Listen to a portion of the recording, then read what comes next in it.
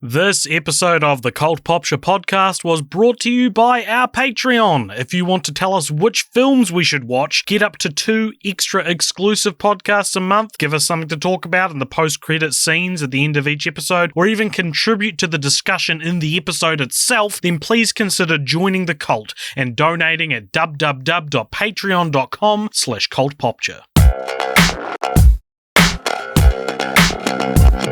Welcome back. This is part 2 of our discussion on Cloudy with a Chance of Meatballs. Thank you for joining us. We hope you all enjoyed part 1. I'm Richard. Are you trying to signal something to me, or should I know? What's going on? No, I'm just pulling a little prank on our fans. Go, what? What happened? Oh. Where's part 1? This is part 1. I was just, I thought, you know what? We haven't done a fun little intro to an episode in a while, and this is, of course, Funvember. We took a little break last week, and probably taking a little break next week as well. But this due to declining mental health and a myriad of other reasons, we've decided to turn November into Yes-vember. Or I like to think of it as no bad vibes Vember. I also liked someone on the Discord suggested Numvember. Nice. Yeah. A little more cynical. Which is what it was before we turned it into Yes-vember. Or Funvember. But anyway, yeah, this is part 1 of us having fun. So strap in for some fun. I've just taken off my hat and I've got a very sad looking hairdo because I've had hat hair. I've been wearing it on all day. It doesn't look sad. Oh, well, I fixed it now. And what are you doing to inspire some fun? Well, Richard, I'm AJ, by the way. I don't know if you're a new listener. Hope you're having fun. This is... But you better, or you can leave. This is our show... Try not have fun, see what happens. This is our show, Film Franchise Fortnights, where every fortnight we review a film franchise. And in honor of this fortnight's franchise, which is Cloudy with a Chance of Meatballs and Cloudy with a Chance of Meatballs 2, I am honoring a little joke that we wrote next to that on our franchise list 5 years ago, yeah, when we wrote it, which said AJ has to eat an entire thing of meatballs. And we put that there because at the time we were recording in person. Now we record in different cities over Zoom. And we had this idea in the beginning of doing it so that different franchises would have, occasionally there'd be like, you know, if we ever do Speed, we have to record on a bus and that sort of thing. And then we just never landed on any of the franchises to which we denoted a fun thing to do, a caveat, until now in season 6 in 2021. Because we took away all those caveats, but we did that after we took 2 film franchises off the list. So, I just like copy pasted all the 2 film franchises, put them in a separate document, so all the little caveats were retained. So when we rolled, including franchises from that list last episode, this was the one that had a caveat that's stayed there for 6 years, and by the holy grace of God, we landed on it. Yep, so I have got here an entire thing of meatballs. Very bougie, very expensive, to be honest with you. Spaghetti and meatballs that I guess I'm going to be eating during this episode. The aroma is filling up my little attic. And I'll tell you what, I'm taking my first bite now. They're pretty good. What I'll do is, I know in the past people have been like, can you please not eat or drink while recording? So just know that I'm eating meatballs and I'll cut out whenever I'm not talking, so you won't hear me eating them, because that'll probably be when I eat them the most. But I will give you a little stir into the microphone of spaghetti and meatballs so you can hear them. Can you hear that? And that's some whap. That's what good pussy sounds like. What I was planning to do was so that you would start eating and I would be like, can you not do that? That's going to be so annoying. That's so annoying. And like you honoring this joke I made 6 years ago. And then to me just being like, can you fucking not? Can you don't? So yes, as you mentioned, we are here to talk today about the two Cloudy with a Chance of Meatballs films. They came out in 2009 and 2013. The first one, which we will talk about, is directed by a little dynamic duo called Phil Lord and Christopher Miller. Where can people recognize them from, AJ? Probably the Lego Movie, I'd say, is probably their most well-known piece of media. But I mean, 21 and 22 Jump Street, and yeah, they followed up Cloudy with a Chance of Meatballs with 21 Jump Street, Lego Movie, 22 Jump Street, and then they haven't made anything since 22 Jump Street.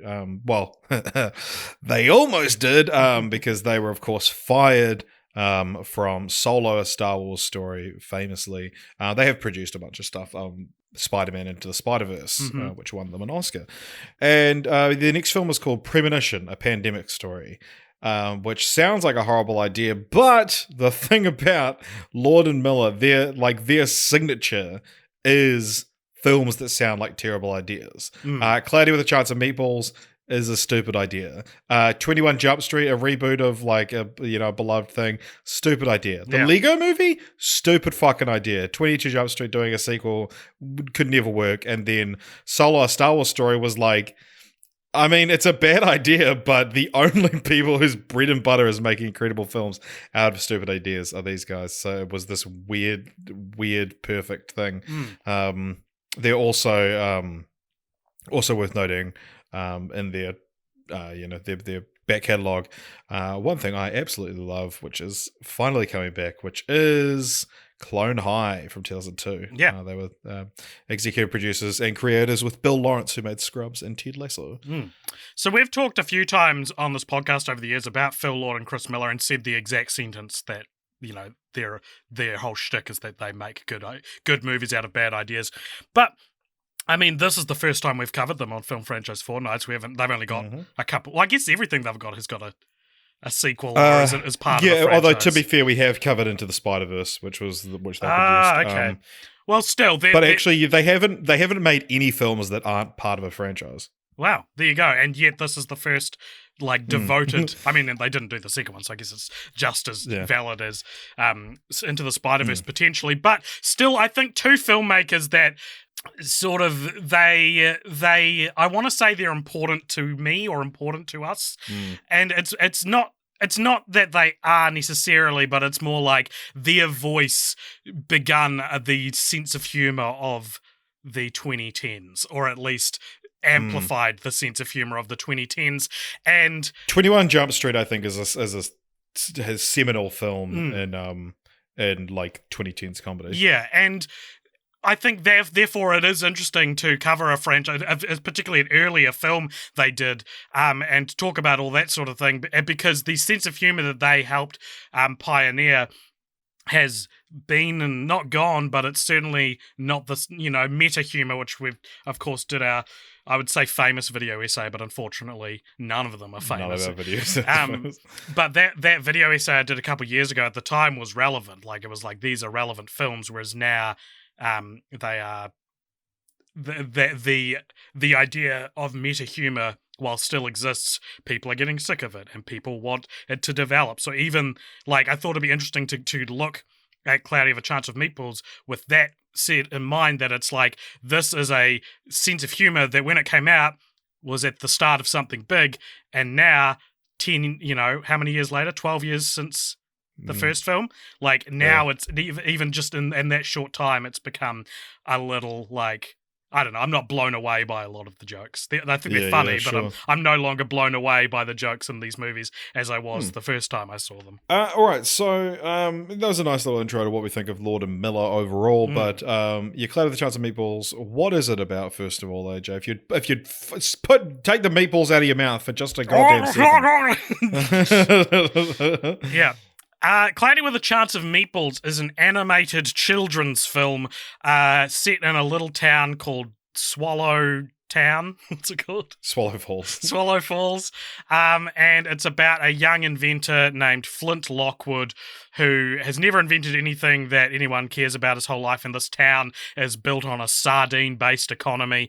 And then one day he invents a machine that can turn water into any kind of food, and through a series of hilarious mishaps, it skyrockets into the clouds, and it starts raining various types of food on Swallow Falls, and the very Jaws-inspired mayor of the town sort of tries to use this to drive tourism, and what was once a blessing to the town of Swallow Falls becomes a curse when the food rain gets out of control. Yeah.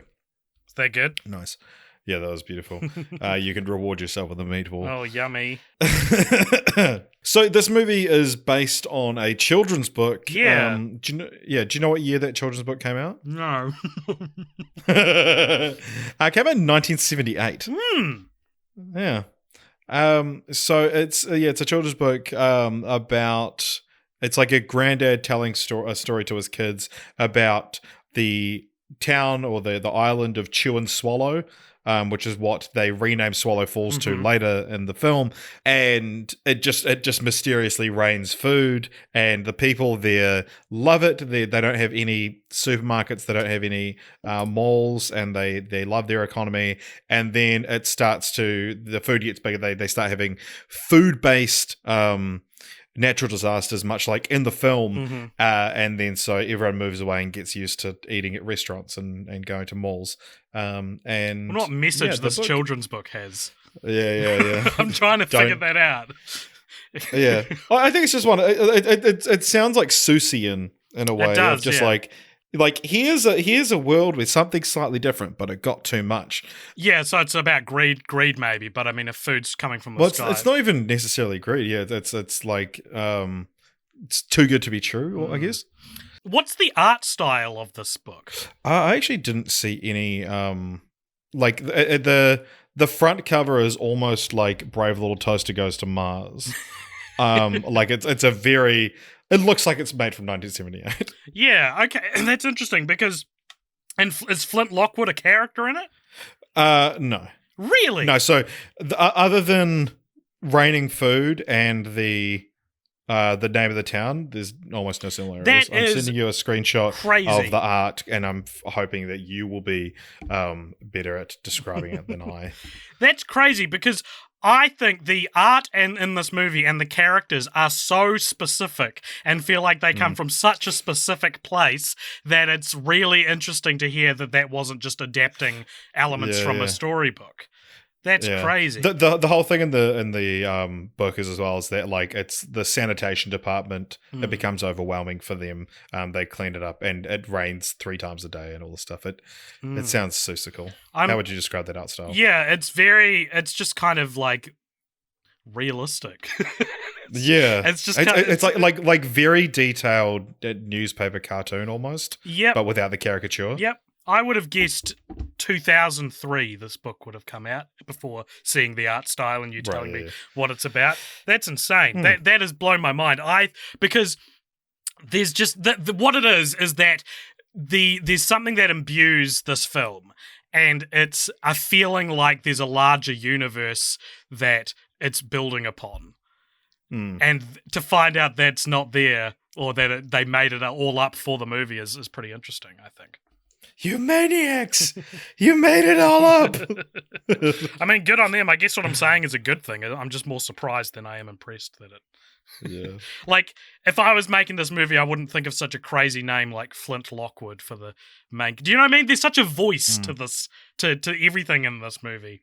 That's crazy. Yeah. Good on you, Lord and Miller. Whack. You've done it again. All right, so had you seen this movie before? Yeah. How many times? Yeah. And what did you think of it then, and what do you think of it now? Okay, I think I'd seen this before. I'm pretty sure. I don't remember seeing it. I don't remember where I was or what the situation, which is rare for me. I usually, if I've only seen a movie a couple times, I remember where I was when I saw the second one, for example. But I must have seen it because I recognized a lot of the stuff in it. I can't remember what I thought of it at the time, but I remember finding out it was by Lord and Miller after I'd seen the Lego movie, I think, and sort of reevaluating it. So I guess maybe I didn't think it was anything that amazing when I first saw it. Watching it this time, I really like. I'm 90% there. I think there's a few things in it that are just like. I don't know, maybe the idea's too weird for me. It's too weird for my kids movie kind of concept. For my kids. Yeah, for my children. I would never show my children this. It's too weird. Yeah, I'm not in love with it, I guess. I think they have better. Lord and Miller have gone to create better things almost exclusively from this. Yeah. In my opinion. Yeah, I'd seen this movie maybe a dozen times. I fucking love this movie, man. I was obsessed with this movie for a long time, and it's one. It is actually like genuinely a comfort movie. It's a feel good movie for me. Comfort food. I haven't seen it in a while, and so it was nice to revisit. I do like. I gave it 5 stars on Letterboxd, and you know I'm that means nothing, but. It is like it's more of a sentimental film in a lot of ways. Like I think I picked up on what you're kind of talking about, the whole like 90% there kind of thing, and I actually did really I think feel that in this watch that certain elements it's like it's it's an introduction to Lord and Miller more than anything. What do you think it has on Rotten Tomatoes? 80%. 86. So it's well received, but not nothing too special. But one thing that I kind of picked up on that stuck out to me more this watch than any other is how like screenwriting 101 it feels. It's a very like if you handed in this script for your final exam at your film school, you would get a very high mark because I think that's exactly what it is. Is that's maybe that 10% I'm not getting is that as perfect as it is in all its ways, it still feels like an idea I was never that much interested in to begin with. That's just someone else took it to full fruition. I'm like, oh, good on you. Yep, there's nothing wrong with it. I just kind of don't like the premise that much.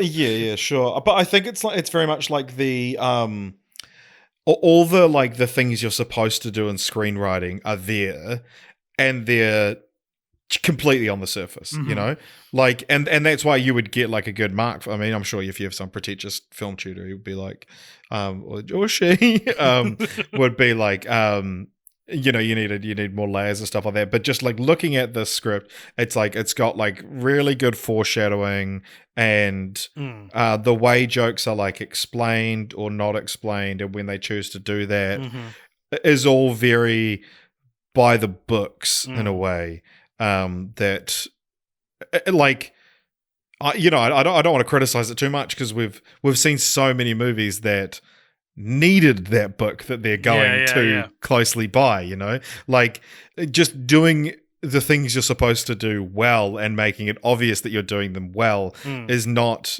it shouldn't discredit the film in any way, but it is. I think maybe it's also just like this is the kids' version of a tight script, and for like what would there's certain things like the mayor character who's he suffers from, sorry to say it, short man syndrome, and he's a very small guy, and he talks about like I want to be huge. I want people to look at me and say that's one big mayor, and then by the end of the film, he's gorged himself on the food that's fallen from the sky and has become enormously fat. And it's stuff like that it's like it's such an obvious signpost for that. Yeah, totally. Yeah, no, you're totally right. I watched this in 2 halves, which is very funny because usually I only do that for movies I'm deeply not enjoying. I actually watched Cloudy 2 in 2 halves. Oh, there you go. There's a joke in here somewhere about like putting it in the fridge and saving it for and I watched it. Oh, it's bigger than your stomach. Yeah, I watched the first 37 minutes. I think first. I know that's specific. It's because I specifically looked. Which is like I looked at the clock around that time as well and realized because that's like when things start to go wrong. Yeah, and right? that's what I want to say is that I think the second 47 minutes are stronger than the first 37 minutes. That's my hot, cloudy with a chance of meatballs take. I guess I really like the ending. It ends with them having to go up to the machine, which is hilariously called like the Flederberderger or something like that. Okay, so yeah, I'll tell you what it's called. It's called the Flint Lockwood Diatonic Supermutating Dynamic Food Replicator. And in any other movie, you would say it's called the blah, blah, blah, blah, blah, or cheese for short. Yeah. But in this one, the acronym is FLDSMDFR or Flidsmidifer. Flidsmidifer, yeah.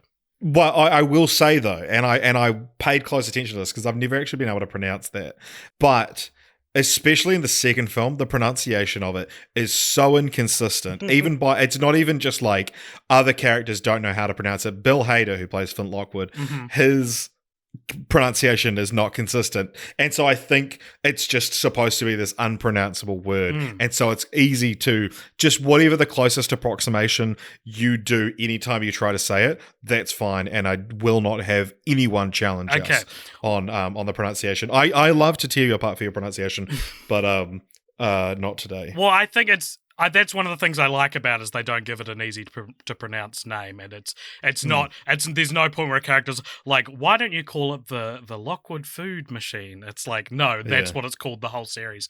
And so they have to go up into the clouds and go into like this food based gauntlet to destroy it all. And I think that's all very, very fun and epic and cool, and that's where you get to as a screenwriter and you go, I can do a sequel to this. Because that feels like where it starts to change, and I really like that about it. Here's I think what I don't like about this movie, if I may. All right, lay it on me. I think imagine if you had never seen I don't know Claudia the Chance of Meatballs. Wallace and Gromit: Curse of the Were-Rabbit, right? Came out in like I wouldn't want to live in that world. It came out in like 2006, right? Imagine you'd never seen that.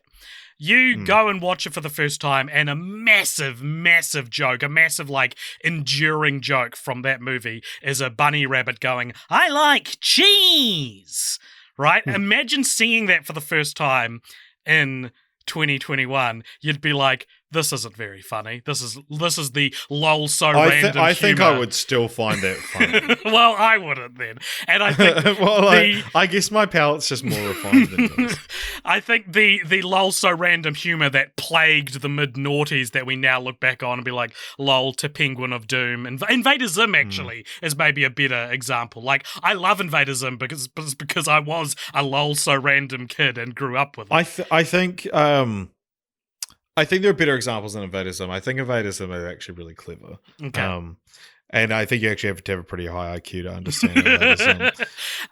So what I'm saying is, like, I get that vibe from going back to this movie and seeing people make like meta jokes, and I don't know, what's an example of a joke in this movie? I can't even recall any off the top of my head.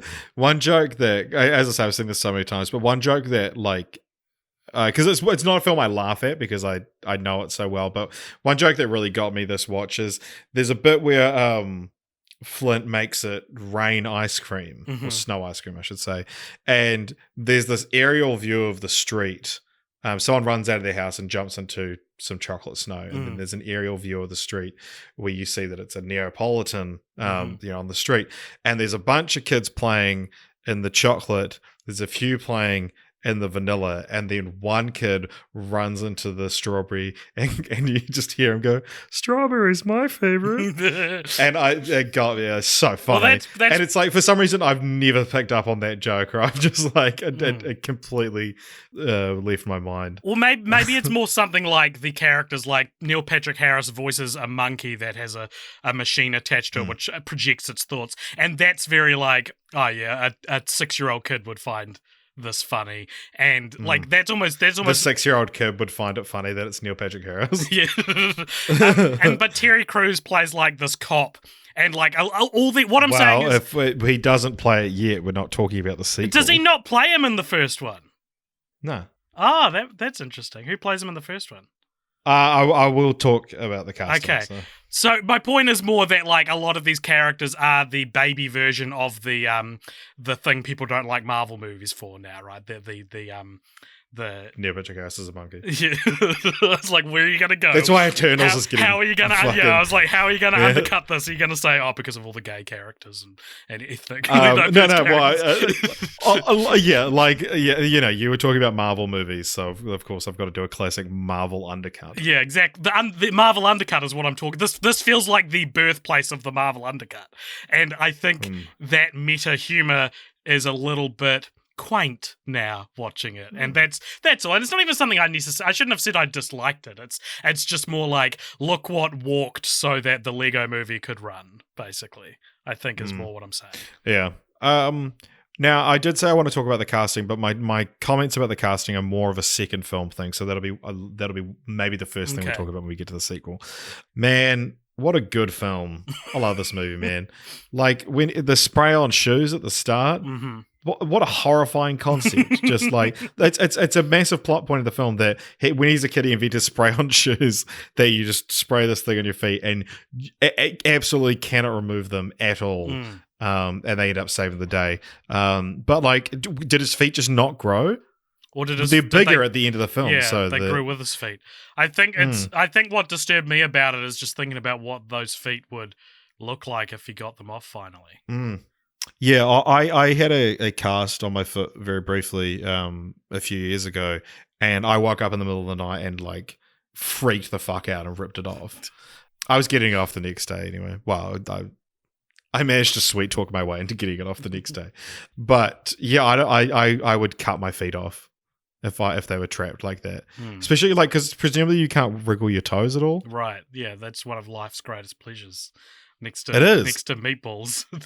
When I get new shoes and you can't like flick my big toe and my second toe together to like itch each other, I throw those shoes right out. But yeah, did you have any other thoughts generally about Cloudy with a Chance of Meatballs? Let me just eat the spaghetti. I finished the meatballs. Whoa, hey, you're not eating spaghetti on this podcast. This ain't no spaghetti podcast. I'm on casting, which pertains to the first one. Okay. I just thought I'd say I really like James Caan as Flint's dad. Yeah, we will talk about that. That is part of what I sorry. want to talk about. So okay, let me think. Anything about the first one before we move I do. If there's nothing specific to go on to, and when we get to the second film, that doesn't mean we're not allowed to talk about the first one. Okay. But just in the interest of keeping this snappy. We can move on to dumb IMDb trivia, and I tell you what, there's a lot for this film. Dumb IMDb trivia. So if you guys go on to IMDb and you look up any given film, it seems, and you go to the trivia section of that film, you'll find a lot of trivia which is very clearly written by someone who doesn't know how to eloquently or professionally write trivia, or maybe someone who thinks something is trivia but it isn't trivia, or maybe it's someone who noticed something and they want everyone to know that they noticed it. It's often it's user submitted, so it's often very dumb, and so we like to compile that on our show and make fun of it. So a lot of these I think are done by the same person, and they're not the dumbest, but they're very like, we'll see. So this is at around 38 minutes, that's a parenthesis, after the reveal, Flint removes his hands and gets a good look at Sam. Oh, so we haven't mentioned Sam at all, but Sam's his love interest in the film. She's a meteorologist intern who's assigned to cover she's sent to Swallow Falls before the food stuff even happens, and then ends up becoming a hit because she's reporting on the greatest weather phenomenon in history, and it's revealed that she's a bit of a nerd.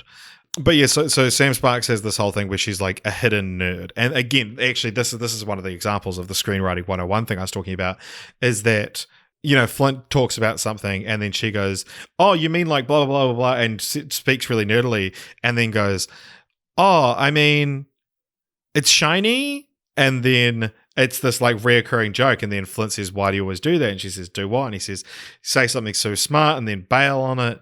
And it just feels like the running joke is it feels like such an obvious one. And then also his explanation of like explaining it is just like, it felt like such a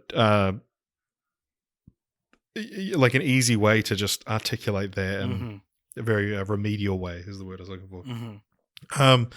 Yeah, so anyway, this Dumb IMDb trivia is about the moment where he says you should dress, you should wear your glasses and tie your hair up like you used to when you got made fun of for it. So anyway, around 38 minutes into the film, after the reveal, Flint removes his hands and gets a good look at Sam. Then his eyes seem to get bigger because his pupils dilate. It has been proven by science that a person's eyes dilate by 45% when they see something they love, just proving the fact that Flint loves the nerdy side of Sam. It's like cartoon shorthand. It's been cartoon shorthand since cartoons were invented. That someone's eyes will go funny when they see someone they like. That's dumb. I'm calling it. It's dumb. At around 7 minutes, the door lock on Flint's laboratory is operated by a 1970s Simon game. It's just it blatantly is there in the film. Simon Says. Very easy to see. Yeah. At around 28 minutes, in one scene, a rainbow of little coloured bite-sized candies ends in children's mouths. This is a reference to Skittles, a fruity bite-sized candy whose slogan is "Taste the Rainbow." At around 57 minutes, these are all separate ones, when Flint is in his lab visualizing with the 3D holographic images, he's wearing glasses with red and blue lenses. The glasses are a nod to the original 3D movies from the 1950s to the late 1990s, which required glasses with red and blue lenses in order to make the 3D effect. Nowadays, movies such as this film use a different form of 3D technology that uses polarized rather than colored lenses. This film was released in 3D as well, as worth pointing out. But it's just like these things that are all just like, okay. It's not trivia. It's just stuff, basic stuff to work out. That did make me think, though, do you think there's any Easter egg compilation videos from Cloudy with a Chance of Meatballs where but in a Marvel movie you point out all the references to Marvel comics, but it's like if you look in the background here you can see a burrito. Like there's like a food I would say there probably is for the second one. That's probably true. Yeah good point. Another couple more places. When the flying car 2 starts to sputter, Manny says "Was ist das?" which is German for "what is that?"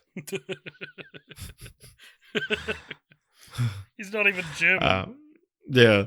One of the statues in the Jello is based on Michelangelo's David from the Renaissance. They say that in the film! They say that in the film.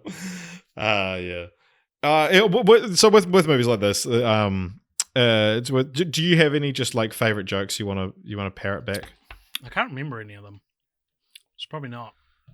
One thing that I've always wondered that is actually kind of answered in the second film, at the start of the movie, because Andy Samberg plays Baby Brent in this film, who's was the face of Baby Brent's Sardines, so it's like this cute little baby mascot, and he's now all grown up and still riding the fame of that. And at the start of the film, when he does the spray-on shoes in class, you hear a voice go, "You want to be smart, but that's lame." And he's like, "How are you going to get him off, nerd?" Yeah. And it's very clearly Andy Samberg's voice. And I always did wonder, were they just like, "Oh, well, Andy, while we've got you in the recording studio, can you just do these like bully lines from the start of the film?" But then he's doing his Baby Brent voice. Yeah. But then the second film does make explicitly clear that that Baby Brent bullied Flint in school, so it's like, yeah, it's supposed to be him because it also like it's. I feel like if you go watch the movie looking for this, you'd be like, yeah, of course it's supposed to be Baby Brent, but it's just so fast, and it's not for a film that lampshade that points out everything you're supposed to know and pay attention to. It doesn't with this one thing. Yeah, right. Interesting. Yeah, totally. I love Andy Samberg's performance in this in these movies. Do you? I don't know if I buy Baby Brent. I certainly didn't want him to stick around for as long as he did. I love that. I just think Andy Samberg doing that voice it just gets me so funny. Fair enough. Just like his real, especially in the year, because in 2009 he was, what was he still on SNL? And I probably had just left Andy Samberg. SNL tenure. Oh no, yeah, 2012 to 2012. So it's like he still had that kind of like really just annoying guy, and now he's like, you know, Palm Springs, Brooklyn Nine-Nine is like kind of can take himself seriously, but just like him when he does this voice, I just find so funny. So yeah, Cloudy with a Chance of Meatballs 2 came out in 2013, directed by Cody Cameron and Chris Pearn. Isn't it interesting that they both have two directors, and it's like I think that's fairly common in animation. True. Yeah. Maybe that's actually why Lord and Miller are stuck together, is because they so frequently go to animation. That I mean, starting in Clone High, I guess, but yeah, Cody Cameron is he was like the storyboard animator, I think, for the first one, and he's the voice of Pinocchio and the Three Little Pigs in Shrek. Oh, there you go. Yeah, so that's that guy. What is this one about, and what do you think it has on Rotten Tomatoes? So this one is set almost immediately after, and basically the Swallow Falls has had to have been evacuated because it's overrun with food. So everyone gets like put up in these temporary housing units in what looks like San Francisco. San Fran Jose, okay. And we're introduced to a new character, which feels like they wish they'd introduced in the first film. We'll get to that. Who's sort of a famous scientist that Flint Lockwood. It's based on like a Steve Jobs. Apparently it's an amalgamation of a bunch of blue jean billionaires. Right. So, which is a great term. Flint Lockwood looks up to him, and then he tells Flint that he needs him to go back to the island of Swallow Falls and turn off the because... well, at least try. I said I wasn't going to make funny pronunciation, but I did try the Flintminister. To go and turn it off because it is creating sentient food. So sort of the metamorphosis of food and animals. So there's like legends tell of this giant cheeseburger spider and cheese spider. It's an excuse to come up with a bunch of different food puns. Yeah. So yeah, you have like shrimp chimpanzees, and there's actually a similar thing to the first film where it's like the way they write things is just like, so they're going through and they go, wow, look, there's shrimp. No, they're chimpanzees. And they go, shrimpanzees. And so if I was in that boat, I'd be like, shrimpanzees. And just like, no, my mic. I was too excited. But I would be going around being like, shrimpanzees. That's a kiwi because it's a kiwi and a kiwi fruit. Hippopotato mosses. My favorite one was watermelephant. Yeah. And the sub whales. Yeah. And it's like, they're not sub sandwiches. They're Subway sandwiches for the pun to work. Yeah. So anyway, they go there, and then it's revealed that Chester V, who's the blue gem billionaire, wanted to destroy the island, and then. Well, did he want to destroy the island, or did he want to he wants to reprogram the Flintminister so that it pumps out like, I don't know. He wants to use it.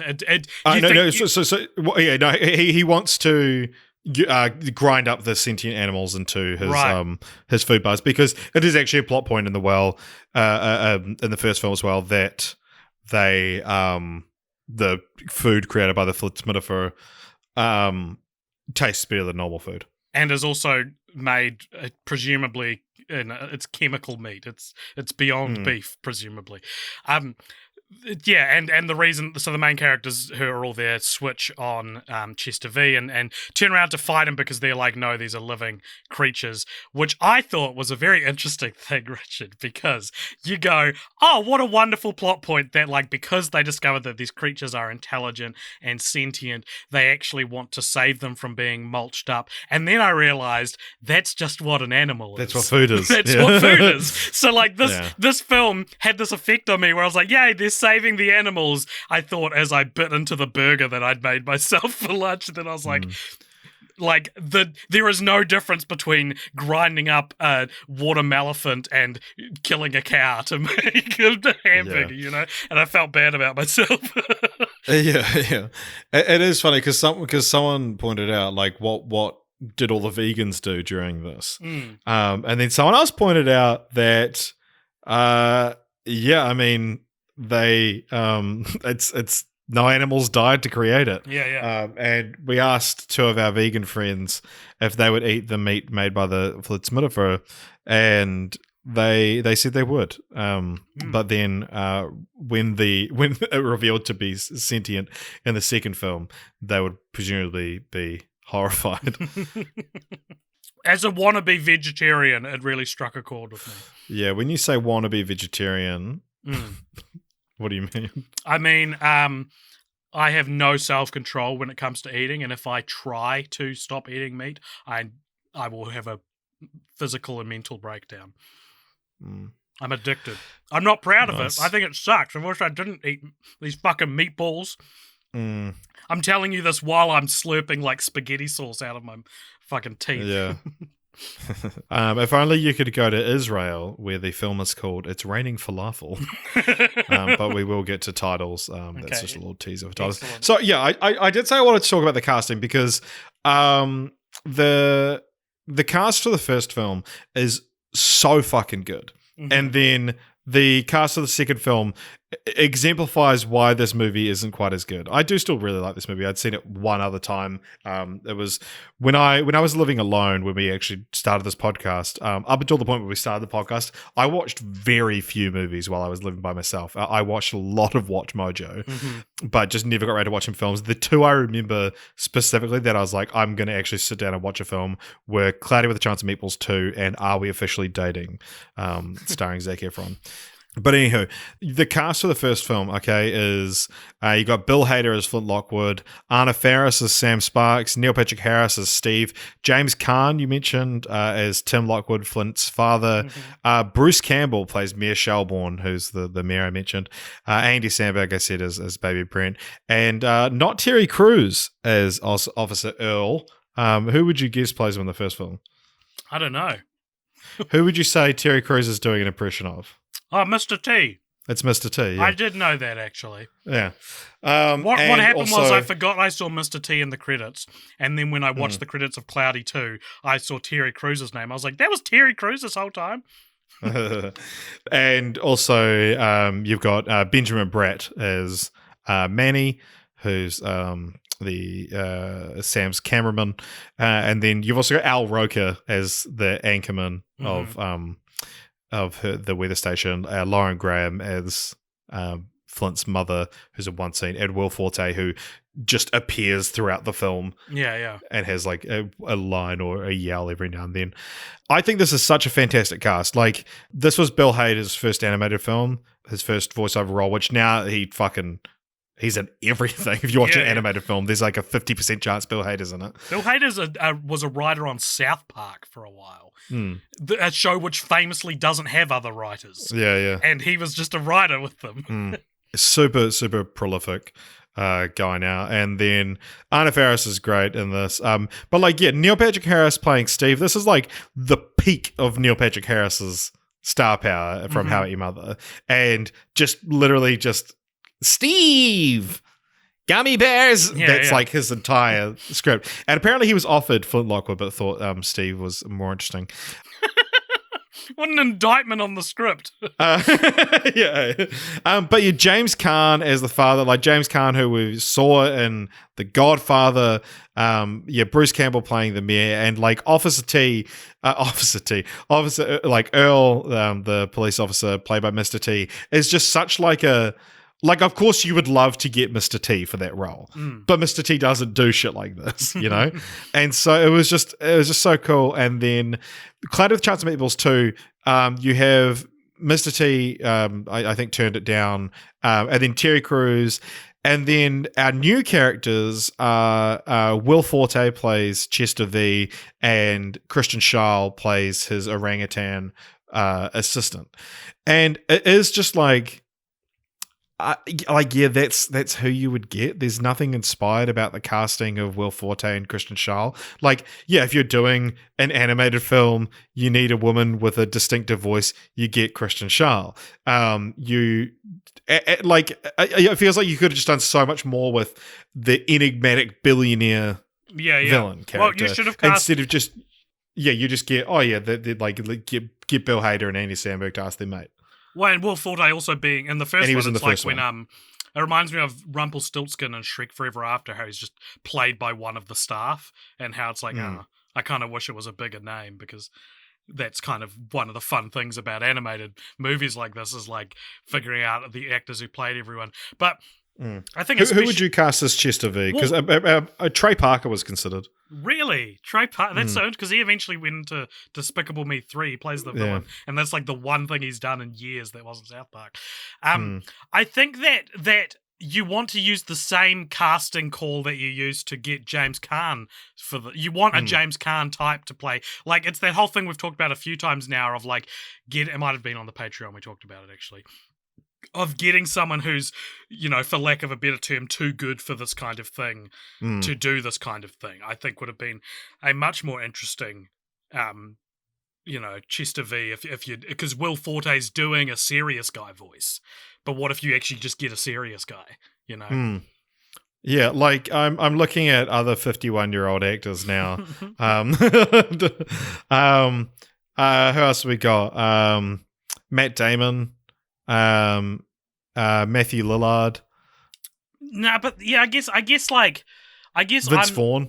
Yeah, maybe Vince Vaughn would have been all right. Like, I don't think Matt Damon's voice is anywhere near notable enough to be like, they got Matt Damon's voice. I'm looking for that really like inspired, Tony Hale would have been great actually, but he's still the kind of like, Tony Hale. Again, I want more of like who else? I mean, Robert Duvall, like get someone else from The Godfather. That would make sense, because then both of Marlon Brando, Flint Lockwood's father figures would be from The Godfather. I mean, Al Pacino. Al Pacino would have been a great Chester V. Al Pacino would have been great, yeah.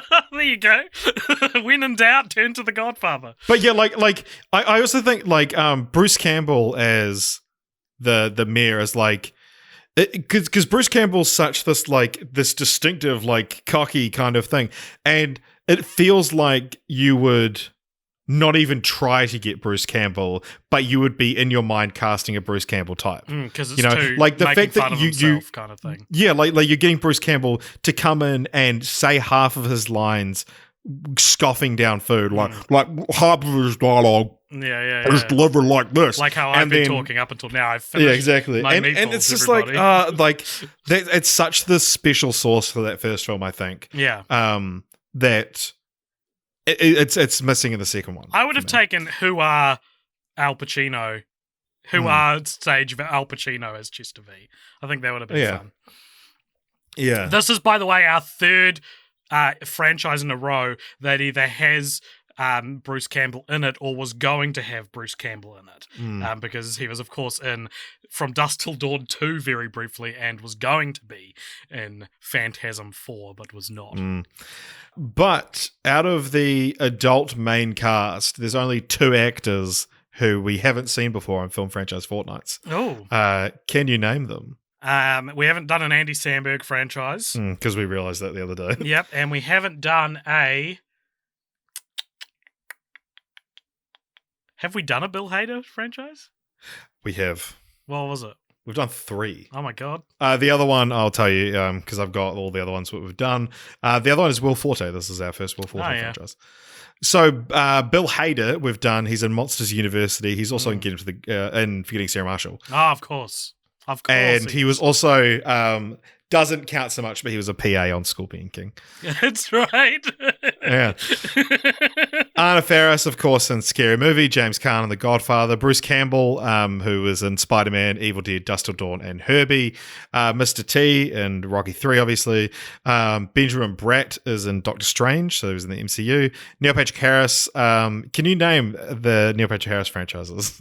There's some of these I'm like, see if you can get some of them. Like Harold and Kumar. He's in Harold and Kumar. Harold and Kumar is the obvious one. There's 4. Oh, I do not know the other ones. Just tell me. He has a brief cameo in Muppets 2011. Oh, yeah. He replaces Tobey Maguire in Cats and Dogs.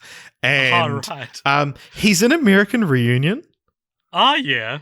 Is he? There's like playing himself in like a real life. Where are they now? Like, so where we see where one of them is now. They're on a show hosted by Neil Patrick Harris randomly. I had to verify because I saw on Letterboxd that He's in that, and I was like, what the fuck? Al Roker even is in Kung Fu Panda 3 and Ghostbusters 2016.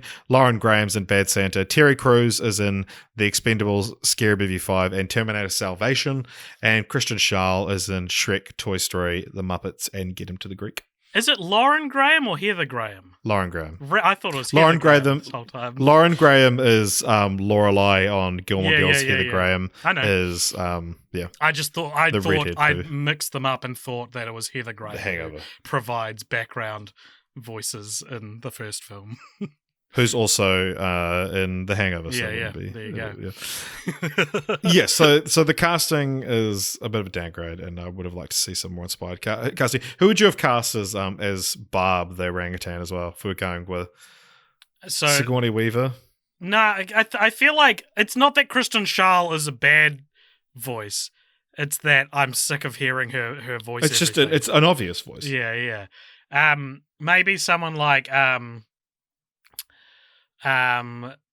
Christian Chenoweth.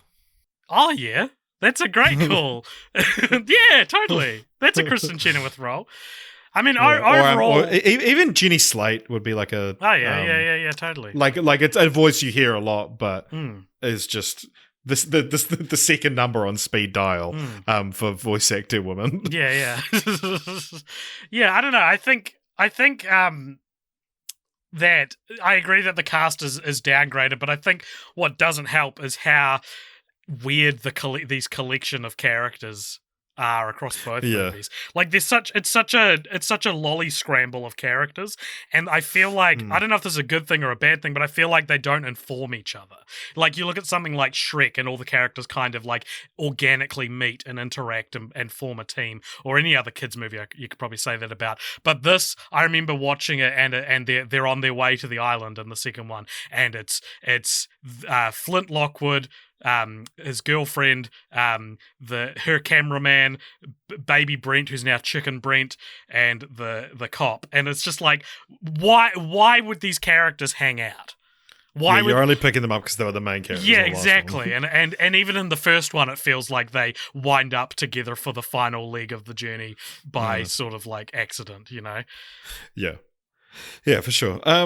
In somewhat of a sequel to our discussion on the first one being like a screenplay 101, I think in a lot of ways this is like a sequel 101, but a very specific type of sequel. Yeah, it's a good idea for a sequel. Yeah, it is actually. Yeah, we'll give it that. And so the thing of, like, you mentioned it, and I feel the exact same way, but the like, it feels like they wanted Chester to have been in the first film, because the film starts with like a flashback to like as long as I was growing up, I idolized this guy Chester V, and it's like we see posters in the first film of the people he idolizes, and Chester V isn't one of them because they hadn't come up with the character yet. But you have to be like, no, he's been around since before the first film, which feels like such a sequel trope to be like, no, this thing was actually here first. Yeah. And then, so that, you know, if they made Cloud of the Chance of Meatballs 3, 4, 5, 6, you'd be like, oh my God, I can't believe Chester's not in the first one, because it's so integral to the character of Flint Lockwood. He does die in this one. One of the rare examples of an animated movie villain. Yeah, and actually dying. I had on interesting IMDb trivia that this is the first film produced by Sony Pictures Animation in which the main antagonist dies, which is... Yeah, it's real weird that he dies. I like it. Because I think it's cool. Because how does he actually... Oh, he gets eaten by the cheese spider, and it spits out his vest, and which he like pops into like a turtle throughout the film. Yeah. And then it doesn't happen, and you're like, oh, fuck, okay, they actually murdered this dude. But yeah, so the also something that I was watching this film, I was like, man, this is such a sequel trope, is the like new cool character that the main character from the first film befriends and abandons their cohorts from the first film, and then it's obvious, like, we as the audience obviously know that they have some nefarious purpose for turning the main character against them, and it just kind of, it's just one of those, it's very much one of those plots where you're like, can everyone just find out, like I've described with zombie movies, that I get frustrated the first act of zombie movies because I'm like, can you just work it out already so we can get to the thing? But and I messaged you saying, that I noticed this is a sequel trope, and you were kind of like, oh yeah, and then I was trying to think of other examples, and I realized that actually every sequel to a Lord and Miller film does that. Whether they directed it or not. Whether they directed it or not, because Untitled Chance of Meatballs 2 does it with Chester V, 22 Jump Street does it with Channing Tatum's new friends. It's not actually as nefarious in that film, but it still allows you to do those plot beats no, you have new friends, I wish we were still hanging out. And then also Lego Movie 2 does it with Rex Dangervest. And it also kind of does it with Princess Queen Whatever I Want to Be, but then it ends up being the opposite, that she's actually not nefarious.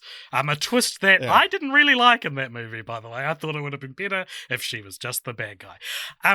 I don't remember that. I remember shockingly little about the Lego Movie 2 after you brought up her. She's built up to be like this person who's clearly manipulating everyone, and then in the end it turns out she just did want to marry Batman. She just was in love with Batman. And it's very like, I get it. I get the message, but I think it's not as compelling as just having her as a villain, maybe.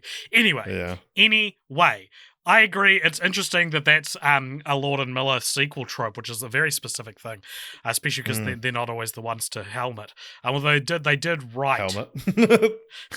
they did write Cloudy 2, I believe. You believe wrong. Well, they had story by credits or something. Story by credit. It was actually written by John Francis Daley and Jonathan Goldstein, whose names you might recognize from knowing several people with those names in my life. Horrible Bosses, Vacation, that was their directorial debut, and then they wrote a couple little films called Spider-Man Homecoming and Game Night. They directed that. That was the second film they directed. And Game Night is fucking sick. Game Night fucking rocks. It's good, great comedy. Yeah. They're doing the Dungeons and Dragons movie that's currently filming as well. Oh, cool. Here's a fun thing that I've just realized as we've been talking about this. In Cloudy with a Chance of Meatballs, there's a character named Steve, who is played by Neil Patrick Harris, and he's a monkey with a invention on him that allows you to hear his thoughts. And in Cloudy with a Chance of Meatballs 2, there's this character named Chester V, who is played by Will Forte, and is the hero the main character looks up to, but turns out, even though he looked up to him his whole life, ever since he was a kid, turns out he's evil. Both of those plot elements are in Up, Pixar's Up. There is a dog with a machine that allows them to talk, and the big bad guy is someone who I want to say his name is also Chester, but maybe I'm misremembering. I think you might just be remembering what you want to remember.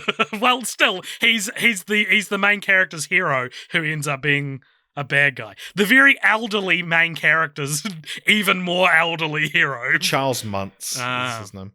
Is that Christopher Plummer? I never knew that was Christopher Plummer. Yeah. So isn't it interesting because Cloudy 1 and Up would have come out the same year. Same year, so you can forgive that one, but then you get to this one. I guess the Chester V thing and is a little more that probably happens in a lot more movies, but I did think the monkey thing was like, ooh, that's very similar to a probably much more famous movie than this. OJ, would you like to hear some dumb IMDb trivia for Cloudy with a Chance of Meatballs 2? Yes, I would love to. Yes, I would love to. So, apparently... Did I tell you what this had on Rotten Tomatoes, by the way? No. 71%. Oh, it's dangerous. Yeah, I mean, it's not as bad as Eternals. Not that I've seen it. Oh. So, IMDb trivia. There were 120 Foodimals made for the movie, but only 39 made it to the final film. One of the Foodimals that didn't make the movie was a fire-breathing Tyrannosaurus Rex s'more monster with a marshmallow body, graham cracker mouth, and chocolate teeth. However, this Foodimal appeared in the end credits sequence. So it was in the movie. I can see what they're trying to say, though. But... Yeah. It's like it was supposed to appear, but it's just funny being like, this one didn't make the movie, apart from the part where it was. The BS USB, which is the device that needing to turn off, which also another fun thing about the little fun thing I noticed for the first time watching this is I noticed it for the first time watching this time on the first film is when he goes to plug in his cell phone, the USB port, just above it says "Welcome to Moose," a reference to Gene Hackman's final film, "Welcome to Mooseport," starring Ray Romano. which is just a fun thing to reference. I've seen that. I've seen that movie. I've never seen it. Yeah, it's so funny that's Gene Hackman's. He's still alive, I'm pretty sure. That's his final performance. That he's just like, yep, stop making movies, and forever and one of the all-time great actors. What a random movie to reference in your film. Welcome to Mooseport. It feels like that feels like a joke I would make. That's like, we need to write something above the port. Oh, welcome to Mooseport. Do you know what the poster for Welcome to Mooseport is? I do. I can picture it in my head. It's Gene Hackman and Ray Romano standing back to back with their arms folded, and hilariously, there's a moose head mounted on the wall behind them. So it looks like they have moose antlers. Yeah, yeah. Fuck that. It's so funny. Like, God, what is 2004 was the last time Gene Hackman was in a film. What does Mooseport have on Rotten Tomatoes? Someone got to recommend Welcome to Mooseport for it has 13%. Yikes! I saw that before I knew how to criticize media. Did you like it? No, I don't remember. I just remember wanting to watch it because I really liked Ray Romano. I really liked Everyone Loves Raymond. I would have been like 12 when I saw it. That's so funny. It is so. I did like Eternals though, so get fucked, right? What do you know? Yeah. It is funny how close Gene Hackman came to Royal Tenenbaums being his final film, but he's like, no, I'll do a couple more. Yeah. It's also very funny. Narrated a couple of documentaries. It's also very funny how close Gene Hackman came to Ray Romano. They're practically standing back to back on the cover. Yeah, it looks like they have antlers. So anyway, the BS USB is the thing you used to plug in to turn off the fluidifier. The BS USB has a hidden meaning inside its naming, which is emphasized by Chester V. When Flit finds out the BS USB reprograms the fluidifier. That's what a weird sentence. BS is the acronym for bullshit. Yeah, that's made explicitly clear on the text for anyone over the age of 10. Now that's my favorite type of dumb IMDb trivia is this was made explicitly clear in the text. Yeah. These are another couplet of pieces of dumb IMDb trivia, which I'm sure were written by the same person. And this is the spoilers section, so cover your ears, please. When on the island, they are chased by a cheese spider. When it corners them, it starts to scream at them. Brett, one of the characters being screamed at by Cheese, is played by Andy Samberg. His character's name is Brent, isn't it? Yeah, it is. Yeah, well, they wrote Brett. That mistake was theirs, not mine.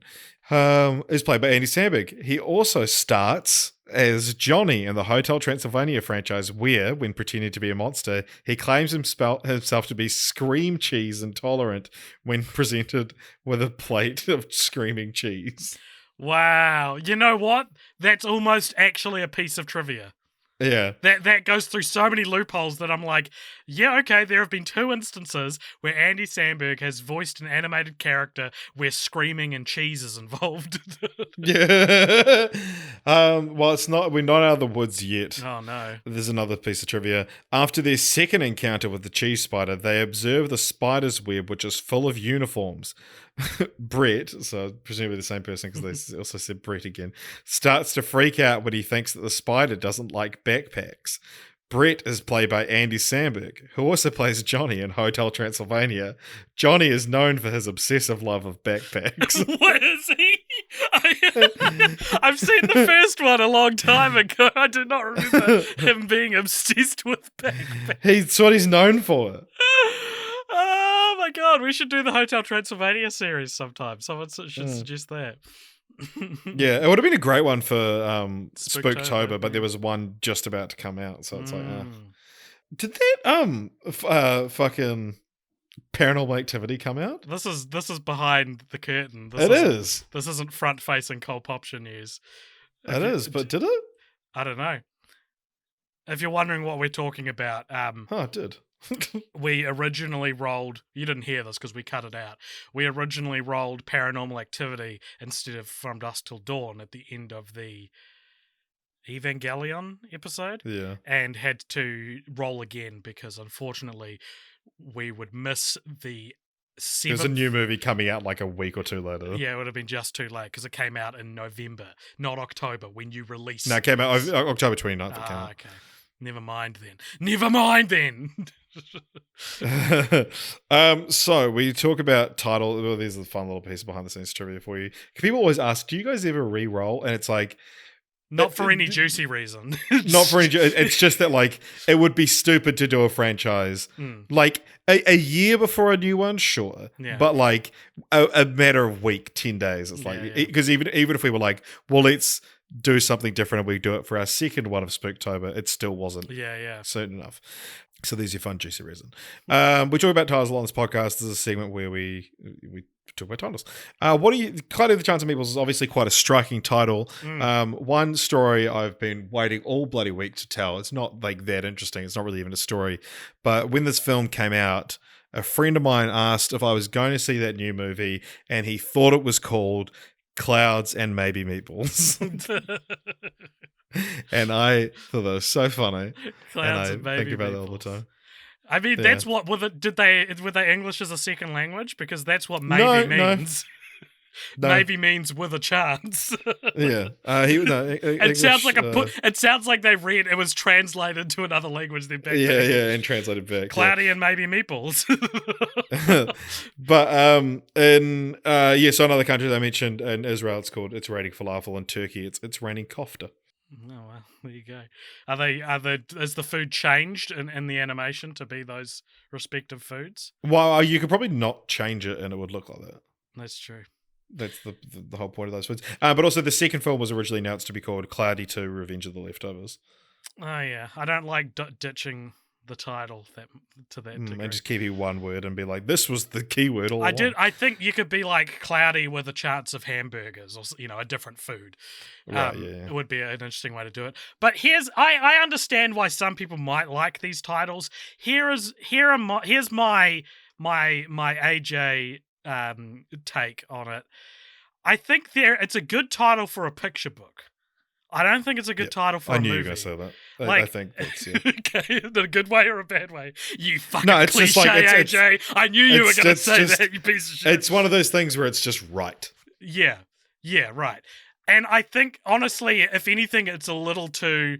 I think maybe this is really boring, but maybe kids' movie titles need to just say what it is on the tin. Maybe this... It's raining food! It's raining food, or... Food rain. Food town. Food Island, called the second one Food Swallow Island. Falls. I just feel like... Chew and Swallow. It's a very fun name for a picture book. I think the movie needs to explain what it is a little more. It's also I respect picking, the title is two examples.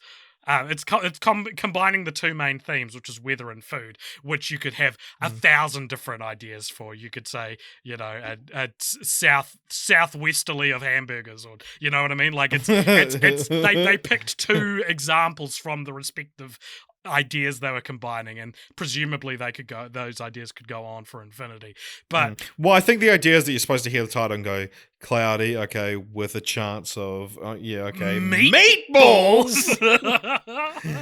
Yeah, totally. It's like the brave little toaster. Okay, all right. Well, all right, but I'm on board. Goes to Mars. Mars.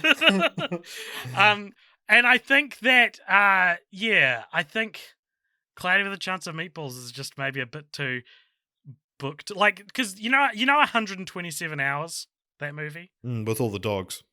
With all the dogs? What are you talking about? The ones that are covered in spots. Oh, God. Okay. You were going for Dalmatians. Okay. The book that 127 hours is, and it's a true story, but it's taking inspiration from the book, is called Between a Rock and a Hard Place, which I think is a better name for that story, but I'm glad the movie isn't called Between a Rock and a Hard Place. It's not a very, it doesn't promise action, it promises... What? I don't know. It's a good book title, but it's not a good promises movie title. Boredom. Well, you also, is the book's called oh no, it's just called right. Yeah, I thought it was one of those things Between a Rock and a Hard Place, My Life with One Arm by Aaron Ralston. But it's just that. Yeah. So it's time for continue. No, it's not. Oh, God. Normally it would be. Gave me a goddamn but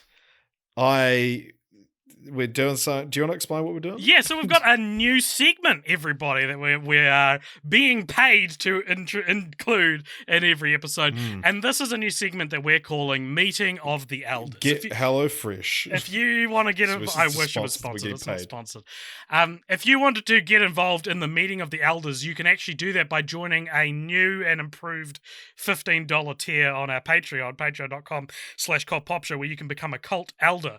And what that does is it gives you access to a Discord channel on our Discord, which you can find a link to in the show notes, where you are a cult elder, and we invite you to discuss what you think of the franchise of the Fortnight, whatever that may be, and whatever you say, we're going to read some of those thoughts and talk about them now. So it's almost like you guys can be part of the production of the podcast itself. In fact, it is exactly like that.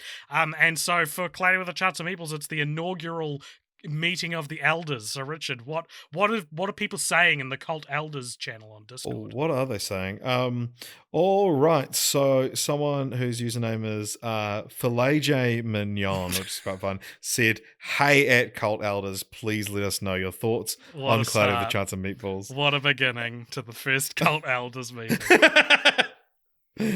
Okay, yeah. So sorry. After that, someone called Filet J. No, stop it. Said, please. Stop ruining our segment. Dan Noodle said, "Tell your mom we said hi," which will become very relevant later on, perhaps. So Pre for Michigan, or G Gnome, says, haven't seen the movie, but I need to. I love pretty much everything Lord and Miller have put out, and am so bummed they got the boot from Solo. So weird that they started by adapting such a basic children's book. It is interesting, like seeing where they've come now, and this is something that I somehow missed in my research, but talking about them getting the boot from Solo, that after a year of working on the script, Lord and Miller were fired for story issues and replaced with new writers for the first Cloudy, who after a year were also fired. They were then rehired in 2006. They completely redid the script, with this time with the creative input of their crew. And then they were almost fired again when Amy Pascal criticized the film for lack of story. Although it succeeded on the comedic front in the animatic stage, Pascal cited the lack of an anchoring relationship as a failure in the storytelling. Unable to create new characters and environments to suit the story demands, they created the character of a tackle shop extra to be the protagonist's father. Thereby creating the relationship Pascal had requested. And they said it taught them two valuable lessons, their experience on Cloudy with a Chance of Meatballs, and that is the power of creative collaboration and the importance of emotion in a story. That's beautiful. And there is sort of a there's a time as a flat circle vibe to Lord and Miller's career, isn't there? That you can that they get fired from their first project and their most recent project they got fired from, Nice. That's also so when I was like, I found this out, I had just seen the words that they were almost fired. I didn't know when I went into reading that, I didn't know that they had been fired, and I didn't know that they created the father character. So I was able to learn something from that. Vincent, this is quite fun. He said, he replied to that, said, "Same, never seen them and will rush to watch." And then a few hours later said, "Finished watching Meatballs 1 and man, this is good. This has taken the lead in my favorite movie directed by Lord and Miller over Lego Movie. The use of colors and lighting is amazing. Sony computer animation really did great work over a decade before Spider-Verse. Also like how the opening credits say it's a film by a lot of people. Animation has so many unsung heroes, and it is very nice to acknowledge that." Yeah, it's cool. The opening credits of the film just say a film by a lot of people. And then the second one is Lord and Miller. Another film by a lot of people. Which I remember when I watched Cloudy 2 for the first time a few years back, getting to that opening credit and being like, I don't remember what this is referring to. I find it interesting that, Vincent, that you think that you'd say this is your favorite Lord and Miller film. I think it might be my least favorite. I think it still feels like it's them figuring out what exactly their style is. I would say I would still say the Lego Movie is probably my favorite Lord and Miller film. Yeah. Well, I like that. It answers your question about what would it be like seeing this for the first time in 2021. That's true. And it's better than the Lego Movie. Yeah, I'm wrong. Yeah. People talked about 21 and 22 Jump Street a little bit then, but Dimitri mentioned that the first one, Cloudy, is such a great comedy and really rewards repeat watches with background details and jokes you may have missed. I definitely agree with that, and he points out that the first Qualcomm, which is the abbreviation of this, it's nice to have a pronounceable abbreviation, unlike Flint's-Mitafer. Yeah. But yeah, the Qualcomm, Chloe, Chance of Meatballs. It's one of his girlfriend's favorite movies. I would have considered this one of my favorite. Like, honestly, like before rewatching it, I would have been like, yeah, that's one of my favorite movies. Now I'm like, it's not one of my favorites, but I will absolutely recommend it to you. I will tell you how much I love it. Nice. But it feels a bit disingenuous to call it one of my favorites these days. So, continue the franchise. Thank you, Cult Elders. If you want to get involved, jump on our Patreon and join the Cult Elder tier. Yeah. Yeah, you don't have to not.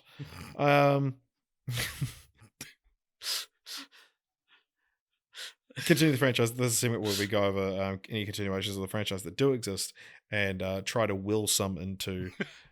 That's a neat way of putting it. We should do that more often. I love that. Just we've never worded it that way before. Will them into existence. Yeah, I guess it is strange that they stopped at 2. I am surprised they didn't go 3 for 3. Or did they? Oh.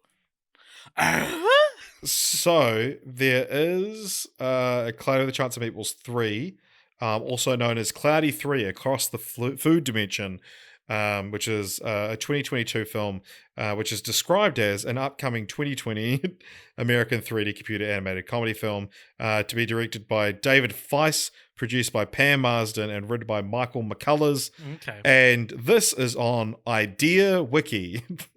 So not on...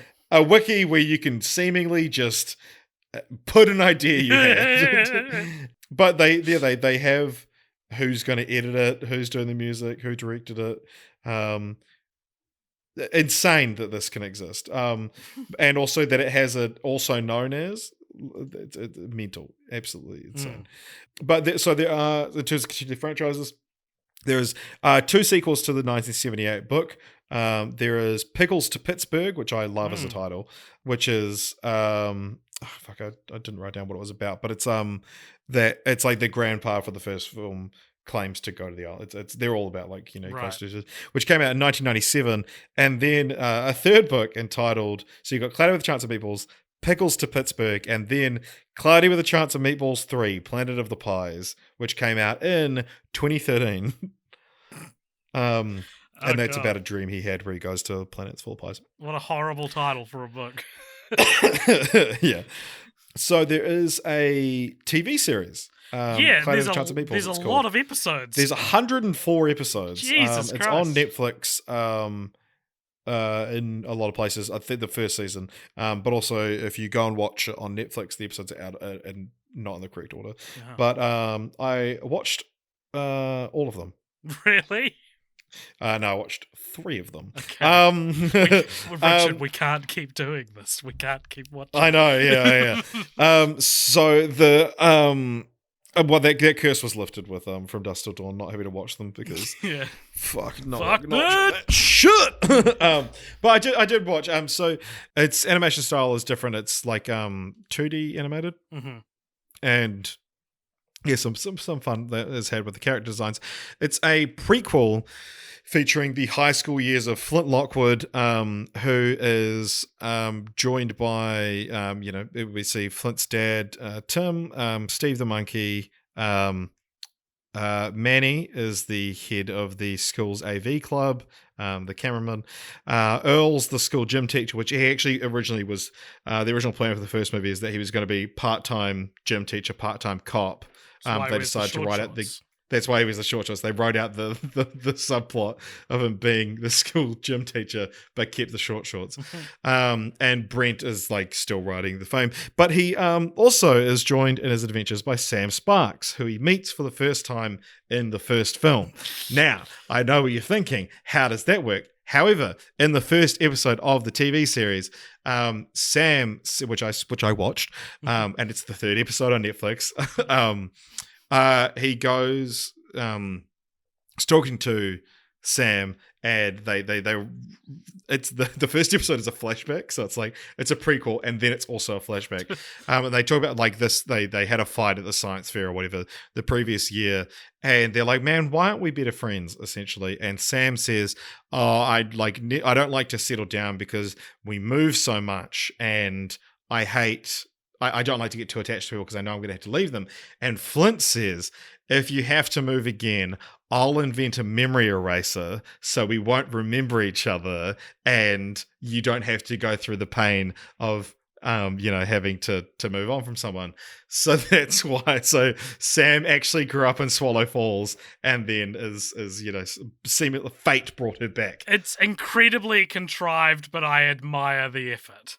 I think it's better than doing something like the Hercules animated series, which is also a prequel, but Hercules knows all, Hades is in it and shit like that, Well, it's Hercules is a midquel, isn't it? Yeah, I know, but he still meets Hades after when it's set in the movie, but in the TV show. Yeah, it's like it fits the world of Cloudy with a Chance of Meatballs too. Yeah. To have an explanation like that because it's full of meta humor and stuff like that. Yeah. And it's also just like it's kind of a sweet thing in the show. It's not like wink, wink. What if I did that? It's just like, well, what if I did this so you wouldn't have to feel bad? Are any of the voice actors back? No one's back. No. And the new Flint is quite annoying. Oh God. Yeah. All right. What's your continuation for Cloudy with a Chance of Meatballs? All right. I'm pitching just a third film. It's called Cloudy with a Chance of Meteors. And take it to space. The food monsters go off planet, or maybe there's some sort of threat, which means they need to go into space. That's my whole idea. My light bulb is freaking out. Sorry, ignore that. It's funny. So your light bulb freaked out. And and had a little extra flash of light. At that exact second, a firework went off outside. And so I was like, oh, fireworks are going off in your backyard too. In the exact same time. And it created a flash of light because this episode is a sequel to our 101 Dalmatians episode.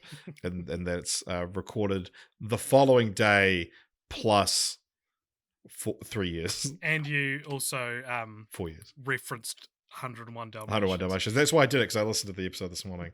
It's terrific. There's a lot of stuff I forgot about 101 Dalmatians. Yeah, I'll bet. How many Dalmatians do Pongo and Perdita have? 98? No, they have 15. What the fuck? Where'd the other 100? I'd completely forgotten this as a plot point. They have 15 Dalmatians, and then Cruella wants to steal the 17, Pongo and Perdita, plus their 15 children, and then also get enough to make it up to 101. It's not a litter of 101 Dalmatians. Is this in the original one? Yeah, the original animated film. Isn't that insane? Unreal. What a mind And also that we've seen this movie and covered it on this podcast. But fuck that. That's like a good pub quiz question. That how many do Pongo and Perdita have? And it's 15 is the answer. Wow. Anyway, Cloudy with a Chance of Meteors, and if you want, you can spell it MEAT ... EORS ? That's the title. And yeah, I think that, we so often, or used to, since the dawn of this podcast, we've joked about sequels in space, but this is one where it feels like that's actually just the natural progression of the adventure, to go from, suburbia to a Jurassic Park sort of island and then go to space with it, Yeah. All right. Yeah, nice. My sequel is called, it's a third film as well, it's called Cloudy with a Chance of Meatballs, Fallen Kingdom. And it's about the volcano is erupting on Swallow Falls, and so they have to save all the food animals, and the whole thing is do we save the Foodles or do we not? They managed to get a bunch of them off the island, and then they've got a new character that's along with the ride with them, voiced by Daniel Craig. Okay. Who lets the Foodimals out into the world, revealing that he too is a Foodimal, and understands what they're going through. Is he a Hammon? Like a ham human? Yeah. Nice.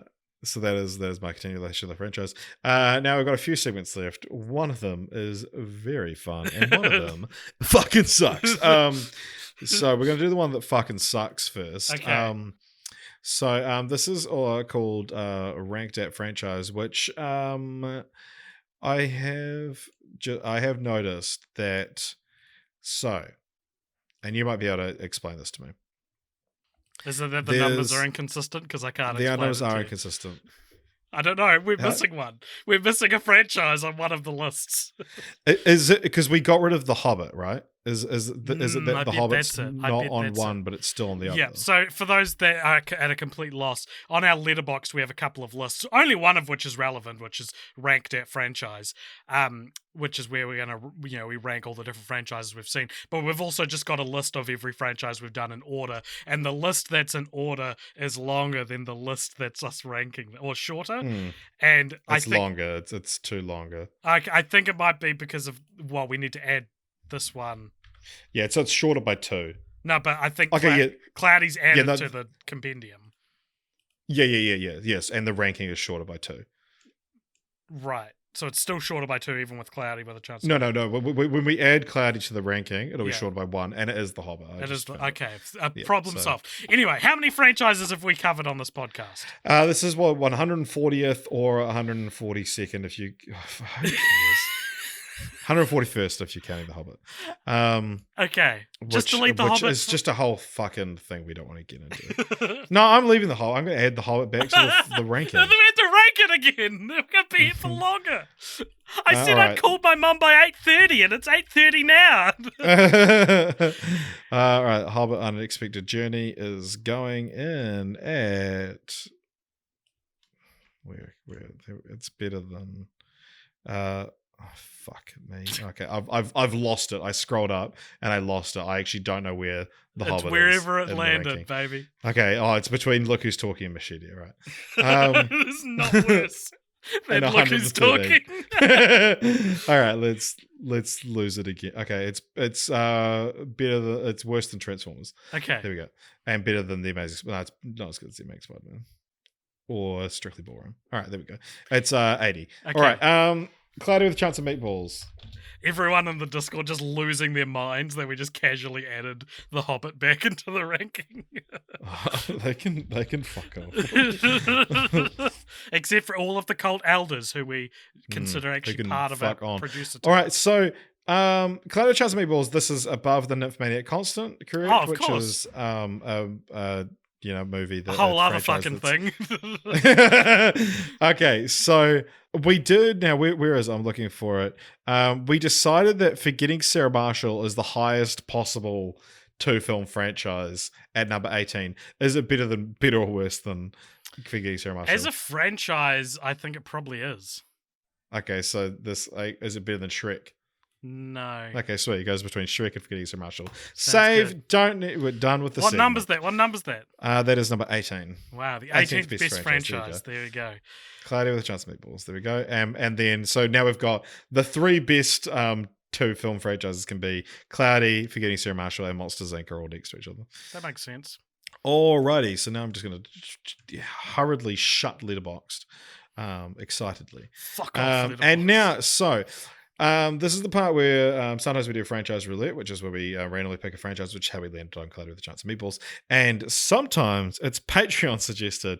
And so we put out the call for Funvember franchise fortnights, looking for fun franchises. And it's like, I want to know, share with us the franchises that, you really care about, that you really your rainy day franchises. Maybe it's coming meatballs. It's coming meatballs outside. You and me both, buddy. And Yeah, the movies you put on to feel good. And so just scrolling through here, we've got things like the Lego movies, which is a great one, How to Train Your Dragon, Karate Kid, Bill and Ted did quite well. Paddington, classically a thing. Yeah, that's what would come to mind for a lot of people, I think. But one of the ones that did very well was Richard and AJ get to pick whatever franchise they want, which was a very kind and nice thing to put in there. However, the winning one, and something that has never happened before. Very silly. A suggestion from Dimitri Vigilante, who said AJ's mom gets to pick.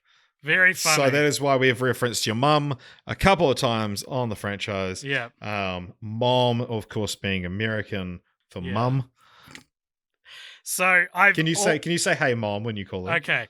All I've done is briefed her on what the fun franchise stuff. I didn't try sway her vote or anything. So I just said has to be a fun franchise that was something we'd enjoy watching, which would mean it's probably not going to be more than 5 or 6 films. And she said, "Okay." My mum and also, does do you not want to listen explain to the podcast. Yeah, do you want to explain? Because it was quite funny today when you explain. People are like, well, okay, if your mum's picking a franchise and you say, oh, like a good or a fun franchise, does your mum have good taste in movies? She has no discernment between good taste and bad taste. She will watch Hallmark dramas and then watch Better Call Saul, and I can't detect in the way she talks about these shows whether she considers one better than the other, even though one clearly is better, like higher quality than the other. So then Better Call Saul. Yeah, this could be exactly. So this could go either way. So I'm calling her now. I'm a little late. Hopefully she won't be mad. She picks a really unfun franchise. She won't be able to hear you, Richard. That's what it's saying. I understand how the technology works. I'm calling. She's not picking up. Oh. Hello? Hey, Mum. It's your favourite son, Mom. Alex. Mom. Hey, Mom. You're live on the Cold Popture podcast, and I've told you, I think, what's going on. And so we've called you. Richard's here too, but you won't be able to hear him because I got headphones. Don't tell her I say hi. What'd you say? I said, hey, Richard. She says, hey, Richard. He doesn't say hi. He specifically told me to tell you he doesn't say hi. I said, hey, not hi. Mum, can you give us a fun franchise to watch for the next fortnight? Well, after a lot of thinking, I reckon that my fun memory comes from Indiana Jones. Indiana Jones. We'll take it. Thank you very much, Mum. I'll message you a thank you after I finish recording. Alrighty. Thank you, Mum. I love you. Bye. Bye. Wow, Mum making her first appearance on the podcast, I think. There you go. Yeah, because that's now all of our parents have appeared on the podcast. Here's my dad. You called him on the Bad Moms Daddy's Home episode, yes, with my parents. Fun. There you go. The quartet. Thank you very much. Is complete. Okay. Well, Mum says we got to watch Indiana Jones. It's the 4 Indiana Jones movies. That's right. There is 4 of them. Leave your fucking joke in the mid. Yeah, there's 3 Matrix films. There's soon to be 4. There's a live action adaptation of The Last Airbender. I'm sick of this goddamn joke. I hate the joke, man. So we're going to watch all 4 Indiana Jones movies, which is good. Preparation for the 5th one, which is coming out in about a year. Or so. Yeah, I believe it was recently delayed to 2023 as well. Oh, there you go. And actually, just today, I think, a crew member died on set. So, well, sure, we'll talk there about you that go. next week. So next, this is a big deal. This is a big deal. This is it is funny. Indiana Jones is one of the franchises tied for second place. It didn't even matter. And also quite close was Richard's dad picks. Really? which my dad is a patron and has suggested Indiana Jones in the past. So I think this is quite a it makes sense to this. And also, it suits as well that my mum would suggest Indiana Jones because, of course, our surname, my mother and I, is Jones. And I begged her to call my little sister Anna when she was born, and I would raise her to be real indie, so she could be Indiana Jones. But that didn't happen. And now I got to live with this. Okay, well, that is next fortnight. Tune in for us to talk about the Indiana Jones movies. Please, if you want to have your thoughts known, join the Cult Elder tier on Patreon, patreon.com/cultpopture, and jump in our Discord where you'll be given access to the Cult Elders Lounge, where you can discuss Indiana Jones with us. Would love to hear your thoughts. And yeah, next week we're probably gonna put out another Patreon sample pack on the main feed. So hopefully people who aren't patrons are enjoying that, and people who are patrons, hopefully you're also enjoying it, I guess. So thank you very much for listening, everybody. And if you would like to support us on any of the places, I would say the big ones that we're pushing right now is Instagram and Twitter. Follow us on there at cultpopture. You can also email us at cultpopturemedia@gmail.com. Come join the discussion over at the Discord, which there is a link to in the show notes, and come join the cult over at patreon.com/cultpopture, where for as little as $1 a month, you can have all sorts of fun rewards. I think we give out a pretty good bunch of rewards for your average Patreon. I think we have a pretty solid Patreon. I think it's an above average Patreon. We're trying to move away from promoting Facebook. So please, you follow us on Instagram or message us on WhatsApp. We don't want to give any money to Facebook. Stick around for the post-credit scene too. Yes, and thank you for joining us for Cloudy with a Chance of Meatballs. Let us know your favourite meatball in the comments.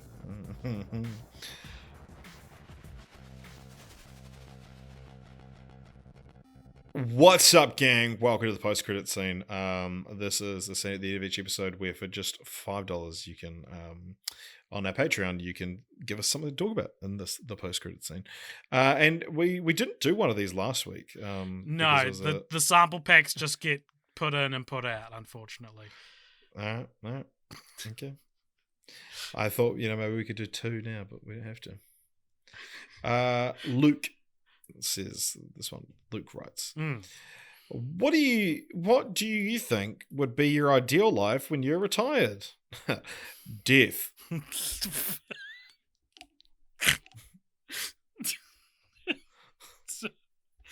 Retired? You don't have anything that make you want to die when you're retired.